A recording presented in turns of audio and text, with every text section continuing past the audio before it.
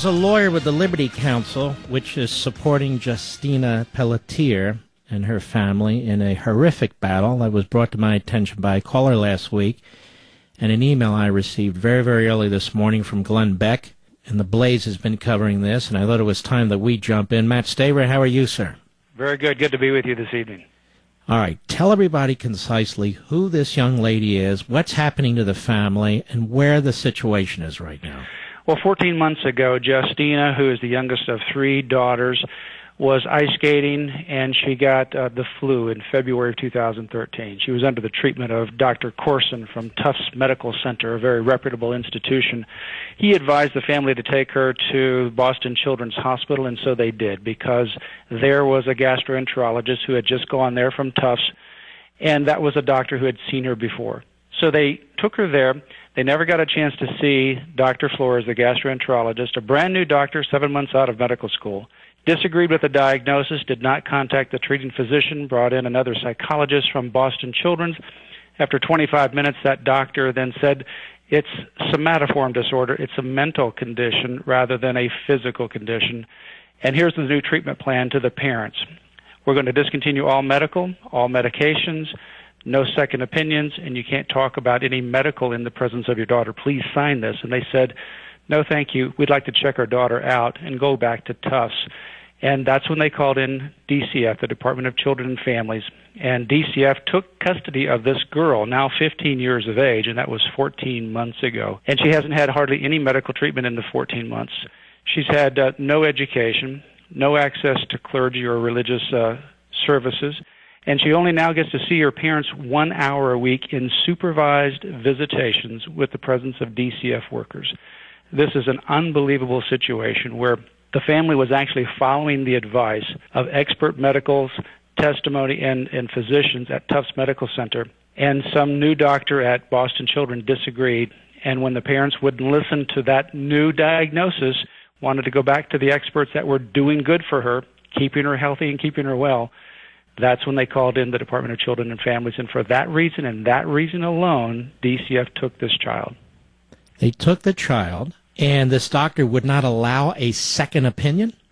Would not allow a second opinion, would not consult with Dr. Corson. Dr. Corson is the chief of metabolics at Tufts Medical Center. He's a world-renowned expert in mitochondrial disease, which is the condition that Justina was suffering from. But with his treatment, she was able to go to private school.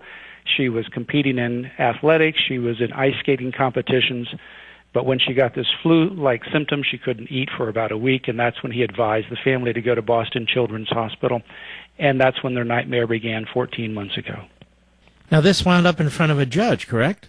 It wound up in front of a judge, but for 14 months, this judge continued to kick the can down the road and never entered a written opinion. Only about a week ago, he entered a 4-page opinion, which was basically nothing. And not once, not even to this day, has he issued a statement of facts and conclusions of law that would justify DCF's interference with this parent's custodial right to be the parent of this child. DCF never interviewed the family before this happened and never interviewed them even since. Never interviewed the 3 older daughters that are 30, 25, and 20. Never interviewed the school where she went, never did a home inspection, and never, even to this day, have consulted the treating physicians of Justina Pelletier. Absolute nightmare. So this judge finally issues a 4-page nothing opinion. Well, what can the parents do now? Well, we're going to, later this week, file a habeas with the Court of Appeals in the state court. We're also working on a habeas in the federal court. We're working on some other civil rights litigation violations, because this is not the first time that Boston Children's Hospital has done this with DCF. In fact, the Boston Globe has uncovered several other instances where parents brought their children to Boston Children's Hospital, which is a Harvard teaching hospital, with medical diagnoses, and they have changed it to mental. And when the parents didn't want to follow that treatment plan, wanted to go back to their previous treatment plan, they called in DCF, and DCF stepped in and took the children. The interesting thing is that when DCF takes a child and they become a ward of the state, they then become a research subject of Boston Children's Hospital, a statewide teaching hospital for Harvard University. Attorney Matt Staver, can you hold over for one more segment? Sure, I'll be happy to. It's Matt Staver, attorney with the Liberty Counsel, which is supporting Justina Pelletier and her family and her parents who are caught in this disastrous nightmare. So Justina Pelletier was 14, now she's 15, was seized from her parents. No evidence whatsoever of abusive behavior to her by her parents. Is that correct, Counsel Matt Staver? That's right, absolutely none. They were actually giving her medical treatment that was recommended and that was helping her by Tufts Medical Center. So this isn't one of those things where the parents are denying health care to their family for religious reasons. No, they're trying to get her the absolute best health care, and Tufts is a hell of a university. And these people say, no, it's a mental condition. And they say, no, well, now, wait a minute. We're not going to sign and agree to that. We want a second opinion before we do that. And off comes the state government and takes their kid away. Yeah, and in fact, they were actually told in this one-page treatment plan that they could not seek a second opinion. So here's the... May I stop you there? Who the hell's ever heard of that? Who in their right mind would sign something like that? I mean, this is... The parents, she was 14 years of age. They knew about her condition. They had her under very good care. It was working. She was competitive. She was going to school. Now, just in an emergency room visit, this new doctor, 7 months out of medical school, and a psychologist that saw her for 25 minutes changed the entire regimen and say, sign this, no second opinions, trust us. When they say, no thanks, we'll check her out, we'll discharge her, we want to take her back to Tufts, that's when it all happened. They called in. What do we know about this trial judge? Well, we know that he's been on the bench since about 2001. I don't know a lot about his background yet, but I do know that as far as managing a docket, it is absolutely horrendous. When you have the government interfere with parental rights, especially in a case like this, you don't kick the can down the road day after day, month after month, and have no written findings of fact to justify DCF's involvement in this case. And that's, in fact, what this judge did. In fact, the so-called 72 hours that was supposed to happen at a 72-hour hearing after the February 14 kidnapping of this girl, it was heard in March and then in April, and then in April 19. He says, I think I'm inclined to send this girl back, so DCF make plans to discharge her from Boston Children's. Well, they didn't do it. And so when DCF was called about it, they said, well, the judge can't make us to do it, and the judge wouldn't make DCF do it. And so here it went on and on.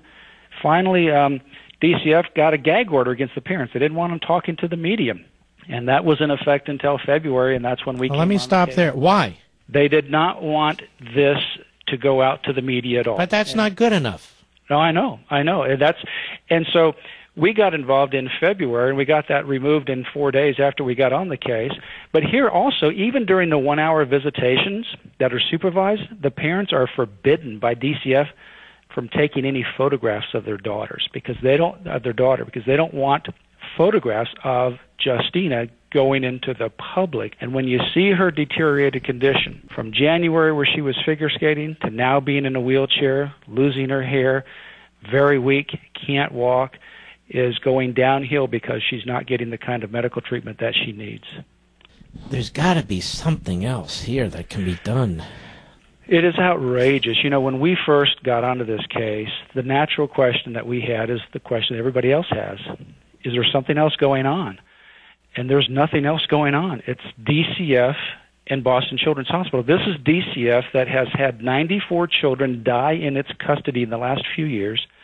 Currently, as we speak, there's 134 children that are unaccounted for. They don't know where they are. They're lost in the system, and they have no way of knowing where they are located, whether they're alive, they're dead. They have no idea. This is an out-of-control system, and it needs to be held accountable.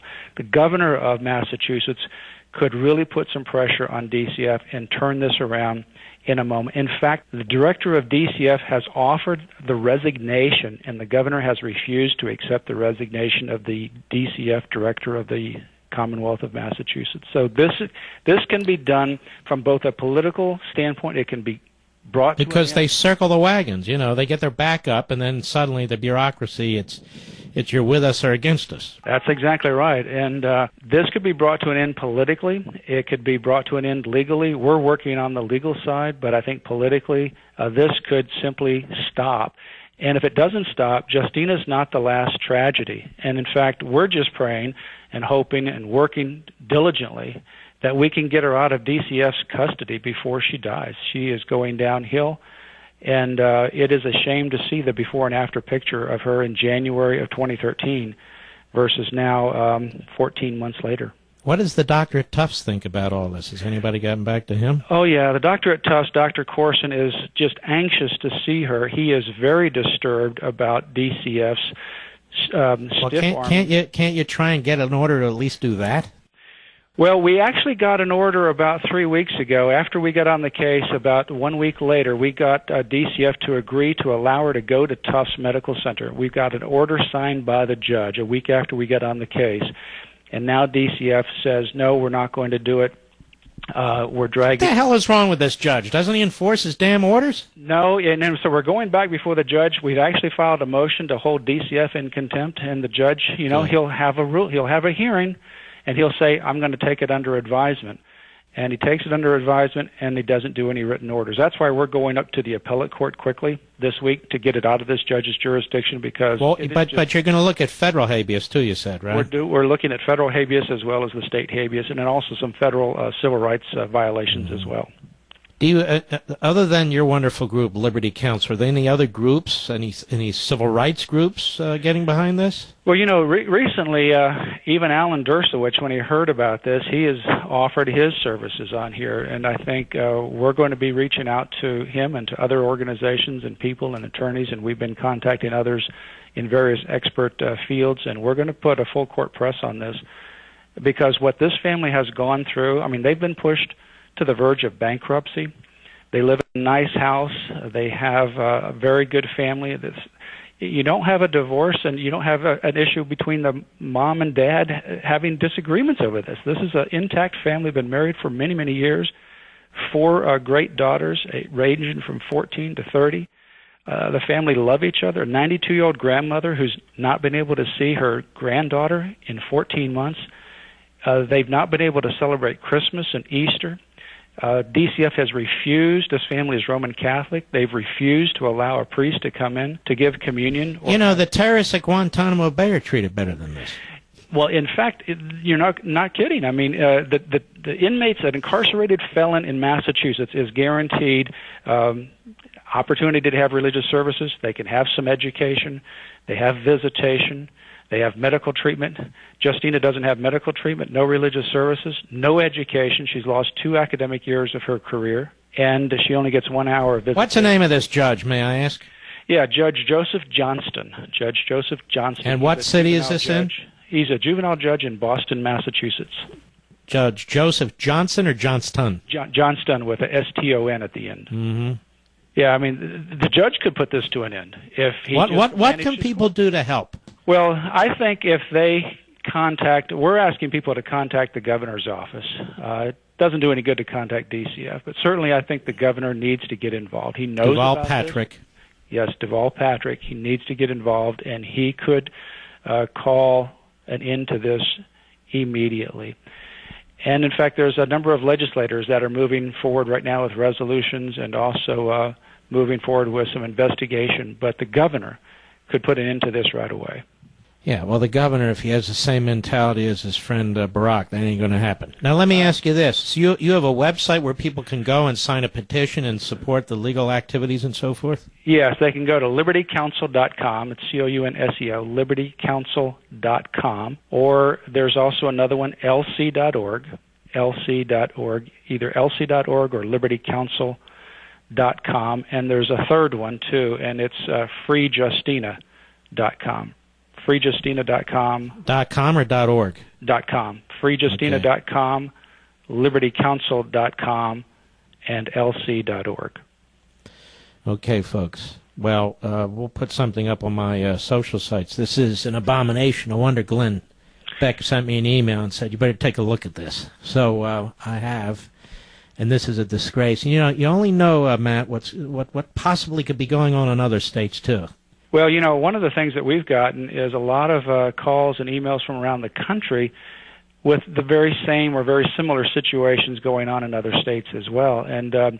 And we've seen, like I said, in this case, the Boston Globe did a 2-part series, and they found 5 other cases very similar to this, with parents bringing their children to Boston Children's Hospital with medical diagnoses, and they change it to psychological. And guess what? DCF comes in, they become a ward of the state, they become a subject of research, and the psychologist that reclassified her to mental rather than physical, well, she's doing research right now under a federal-funded NIH grant on this very issue. So it seems like there's a major conflict of interest that's happening at Boston Children's Hospital. They need guinea pigs. That's the biggest conflict of interest. So I appreciate you guys working on this case. That's very, very important. And, keep my producer informed about its progress, okay? We will, and thanks for getting the word out, because no parent should have to go through this. No, this is a disaster, a disgrace. Matt Staver, Matt, the Liberty Counsel. Thank you, my friend. Thank you. Good to be with you. All right, take care. FreeJustina.org. Let's put that up on our social sites. FreeJustina.org, and you can also go to LibertyCounsel.com. I don't want to confuse people with a lot of sites. FreeJustina.org. And just go to my webpage and go to my social sites, and it'll be there. And maybe you can give some support. I know they're trying to get a petition drive going. They're trying to make sure that they can fund the legal services for this. Well, Mark, isn't it a nonprofit? Well, yes, these are nonprofit groups, as is Landmark Legal Foundation. But you still have to pay for attorneys. You still have to pay for space, for heat during the winter, and air conditioning during the summer. You still got to pay for briefs and transcripts and things like that. So the point is, you don't do it for profit. You don't get any money from the government. You need charitable contributions. And so it's very important. Otherwise, these groups, and my group, they shrivel up and they go away. And the other side's, quite frankly, much better at funding these efforts. But this is a very important effort. It drives me nuts to hear about some bureaucracy stealing a daughter away from their parents. These parents haven't done anything wrong. There's nothing wrong with this family. And they have a doctor at Tufts, which is a major university in this country, who is troubled by this, who told them to go there really for a second opinion, and it's a mental issue.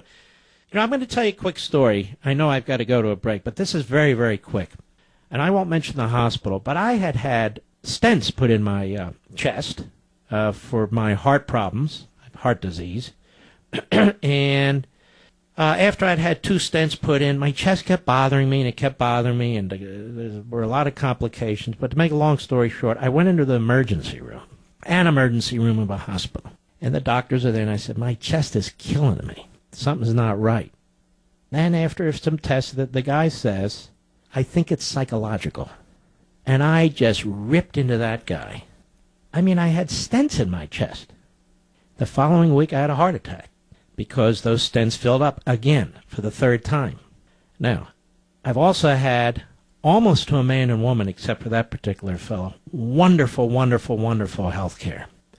But my point is, if some guy says that, and then they have power over your entire life, and you can't get a second opinion, or they take your kid away, that's just nuts.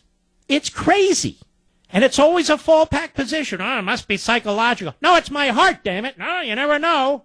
Well, I did know, and I had a heart attack. And this girl, she doesn't have a mental problem. She's got a bureaucracy problem.